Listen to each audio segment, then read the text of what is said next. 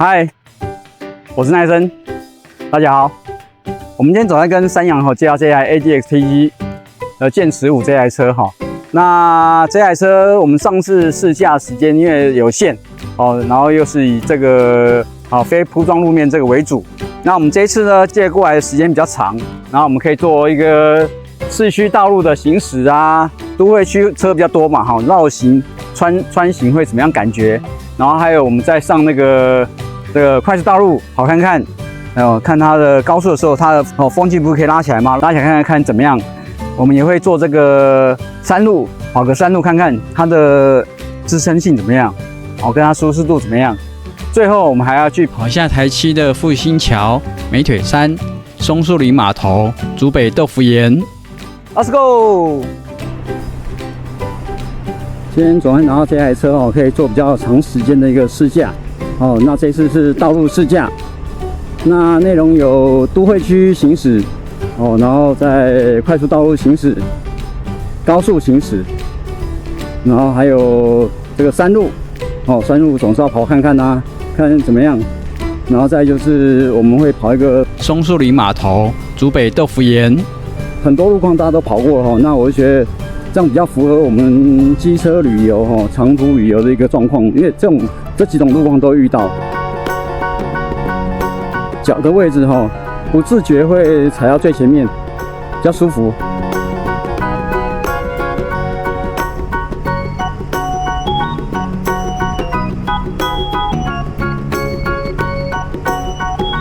那悬吊不像想象中那么软。这个路面的一些高低起伏反馈它还是会直接传到车身身上。那骑乘起来是这个高把的设定，你会觉得跟一般这个把手这么低的这种感觉是完全不一样的它比较高。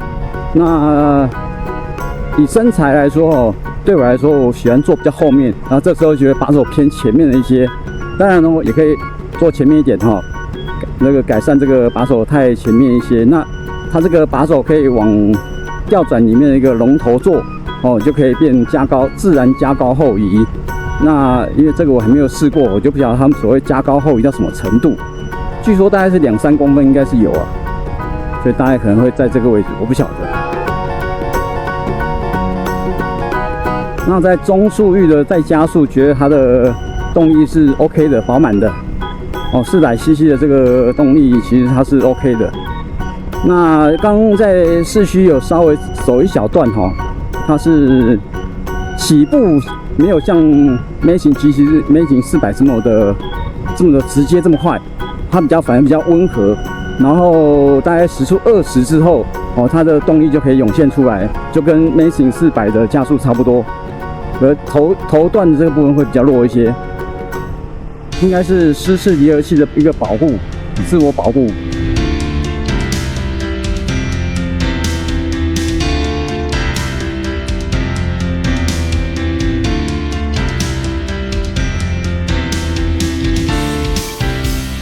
它座位前段还是偏宽一点点偏舒适的走向，然后泡棉是比较厚的那种泡棉。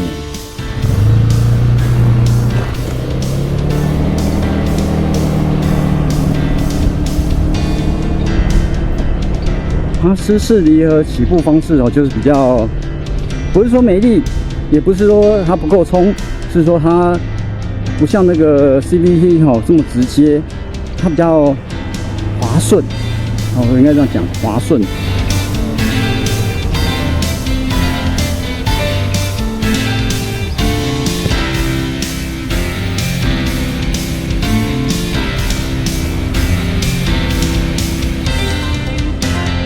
那这个市区这个车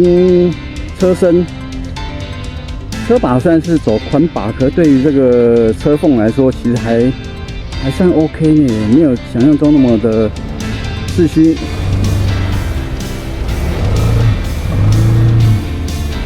市区的一个灵活度还算不错。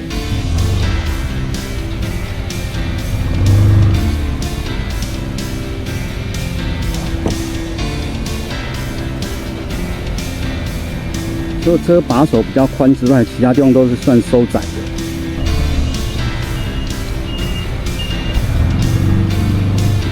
但车身还是没有像这个白牌车哦这么短。那除了这个之外，其他灵活性还不错。那在停车的时候哦，在右侧小腿肚的地方会有一些热气排出来，会有这感觉。先来去把油加满。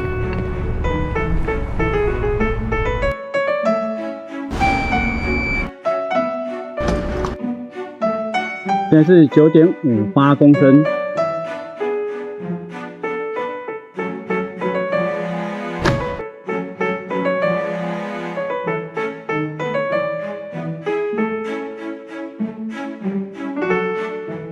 哦，这个归零。这个路感哦，蛮明显的。路面哪里不平哦，它这个一点一滴都会呈现出来。所以它避震器悬吊是以这个支撑性和稳定性，为第一考量。过弯的这个稳定性，支撑性为第一考量。那你在平路在骑的时候，就会这个回馈感比较强。那你在起步的时候，它并没有明显的这个抬头，也没有然后刹车的时候也没有明显的这个下沉，也还好。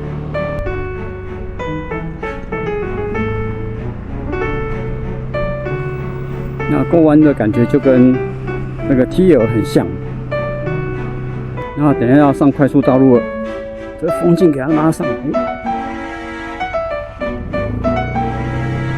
我知道了，它起步的时候齿比是比较疏的齿比让你可以比较平缓、安全的起步。等一下要上快速道路测看了。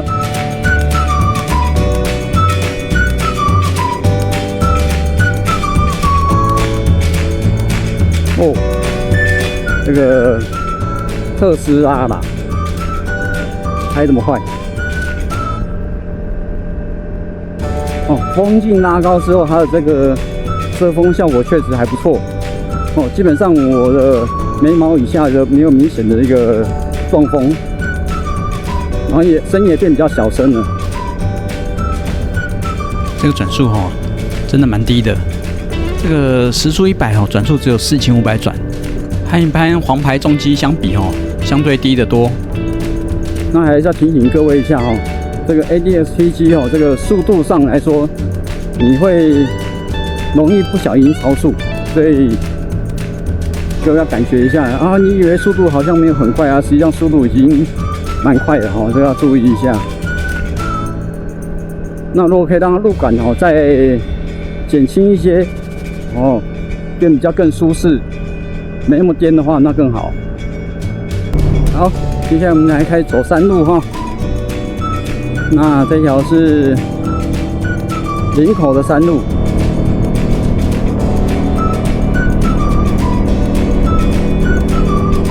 那这段都爬坡。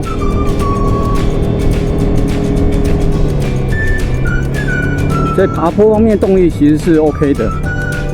那这个多功能车的这个特色在这边就展现无疑，宽把过弯特别轻松。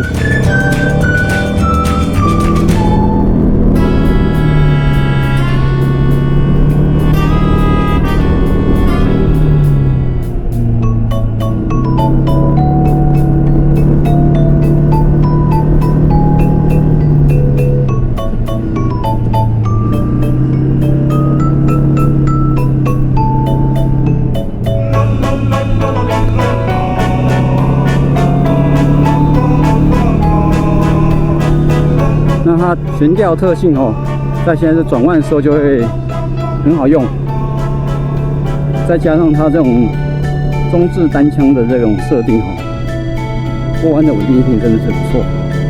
那跟 XADV 比起来你就会感觉车怎么变那么轻盈？但在扭力方面还是750会比较饱满而400cc 它因为 CVT 的一个设定你转下去，它就能够给你一个扭力区间的一个转速域，所以使用起来也不会说不够力。在弯中要调整路线也算相当快速。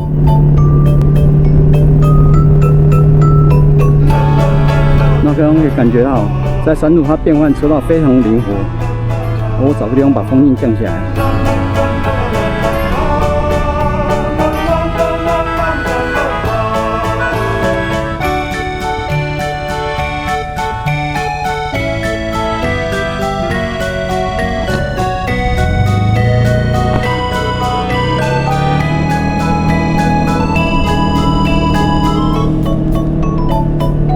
哦，降下来之后，那个风噪音就比较明显增多了，而且真的比较凉快多了。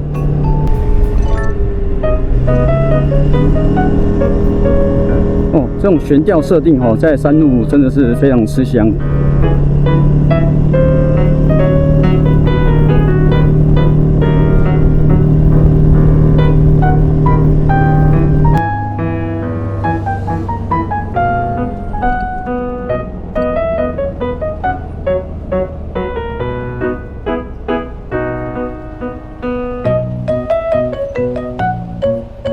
回油的时候，它鼓刹没有明显，跟一般 CVT 的那种感觉很像。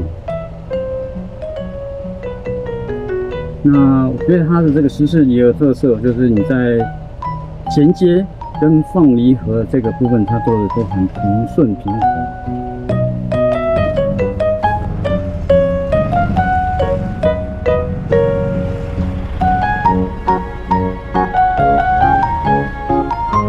现在是车道分割。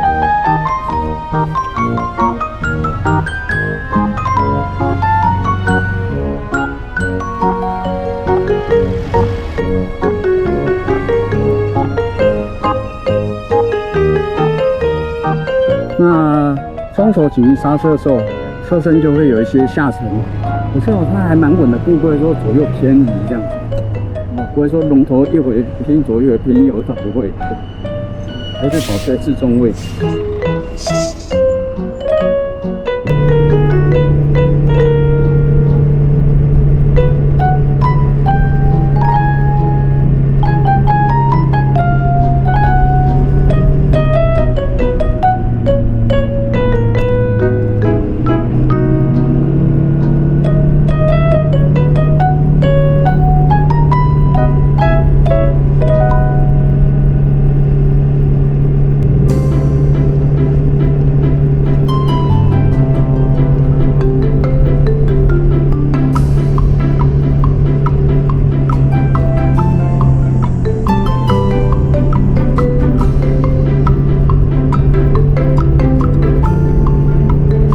在山路的乐趣真的是蛮高的，然后车身轻，好操控，爬坡动力够。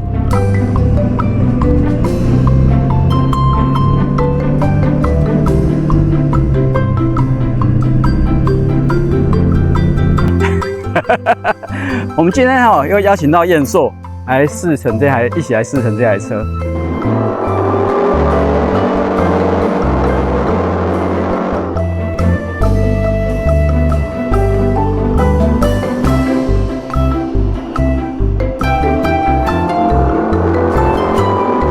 你刚试乘台感觉怎么样？我在骑乘的时候，我发现这台车很稳重，所以我觉得它车头很重，车重嘛，也给我感觉是有带来有一定的那个就是要出力的那个力道啊，但是我觉得是好事，因为车子重呢代表稳啊，400cc， 我觉得400cc 就要该有400cc， 它那个稳重的那个。带来给你的那个回馈，稳定感，对，稳定感。然后我觉得市区骑乘很 OK， 很好钻。它虽然很重，可是我觉得很好钻啊，很灵活，对。对，我觉得不是问题。对啊，我刚看，我跟在你后面有一个车子旁边缝隙，前面还白牌过，你也跟着过，这样直接就是那个公车那个缝隙。对啊，那我觉得也很轻松啊，你其实没什么压力。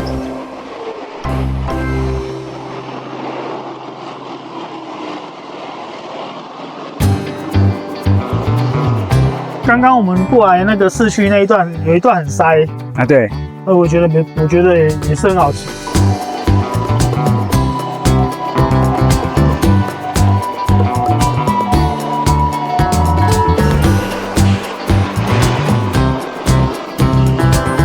那有人说他车比较偏重，那你觉得嘞？对啊，是偏重没有错，但是我觉得是好事。对，好事的意思是说，它过弯就像你说的那个稳定性，就是让你骑人比较有信心。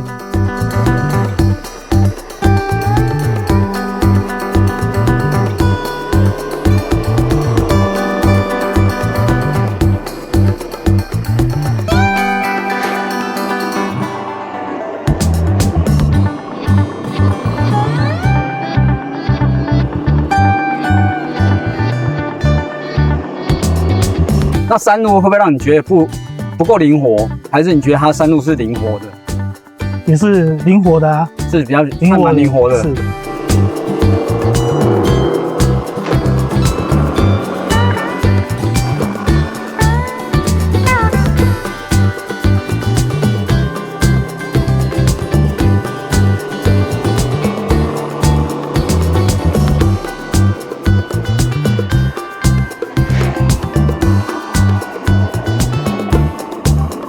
反正它车高嘛，你也不用怕会 K 到什么，也不会磨到啊，不会磨到啊。它倾角很大。是啊，它虽然说它的那个爆发力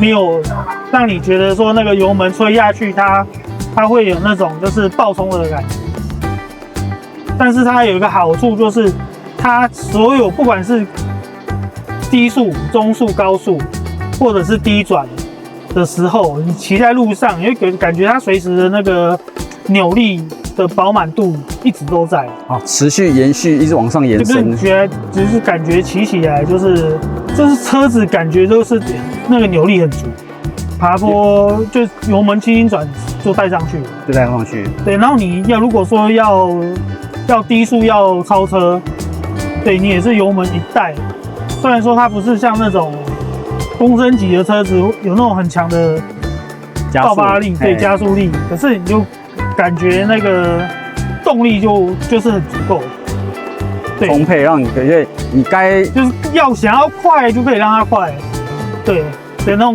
不用说什么特别等它转速上去，不用啊，对，就是大概就是这个意思，你吹下去它就基本上力就出来了，大概就是这个意思。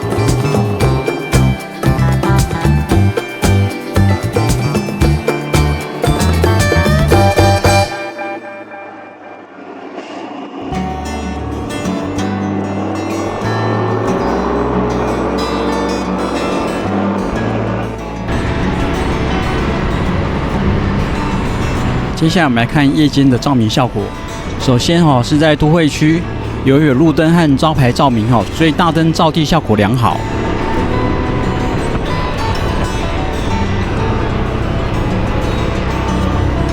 再来是北横台七线，这也算郊区，郊区有路灯，但是山路转弯处或是阴影处会没有路灯照明。这时候可以看出来大灯照明的宽广度不错，但是照明距离较短。如果开远灯的话，照明距离就更远了。那这部分有可能是大灯高度需要调整。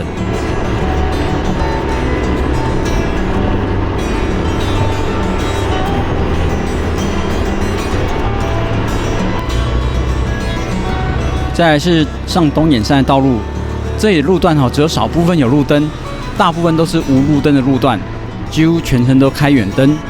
从照明效果来看不光是照得远，宽广度也相当不错，连雾灯的钱都可以省下来了。大灯高度可能也不需要做调整啦。遇到这种没有路灯的路段大灯的照明距离和宽度就决定了你的安全性，最好是又宽广照得又远。那对向有车的时候呢，赶快再切回近光灯。总结今天测试下来的心得，车身虽然不轻，但只要上路车身动起来，给骑士的感觉就是很轻盈。而且因为引擎转速低，真的要小心超速的问题。车身窄，在市区穿行的时候灵活性相当优越，只要把手过之后，后面就会过，真是头过身就过。最喜欢是在山路骑乘这一块，真的是开心啊！在弯中的稳定性相当好，倾角又和挡车接近，左右重心的切换很灵活又安心。在弯中修正路线和倾角算是相当轻松。这个部分很有 XADV 的味道，但是又相对轻盈许多。在高速的稳定性很优越，比较可惜的是路感偏明显一些，路面起伏和坑疤都会直接反馈在骑士身上，对舒适度上面有点打折扣。虽然自己并没有去越野的喜好，特地去跑那个非铺装路面，但是对长途旅游来说，路线上很难完全去避免，不会去走到这种路况。那我们的下支影片呢，跑松树林码头和竹北豆腐岩，就是最好的案例。ADX-TG 遇到这种状况的时候呢，依旧给骑士很好操纵感和信心。感谢各位的观看，今天 ADX-TG 的道路测试影片就先在这边告个段落。隔天和 XADV 车友出游的部分，会再剪出下集。有兴趣置入的厂商，欢迎和我联络。我们下一次见了，拜拜。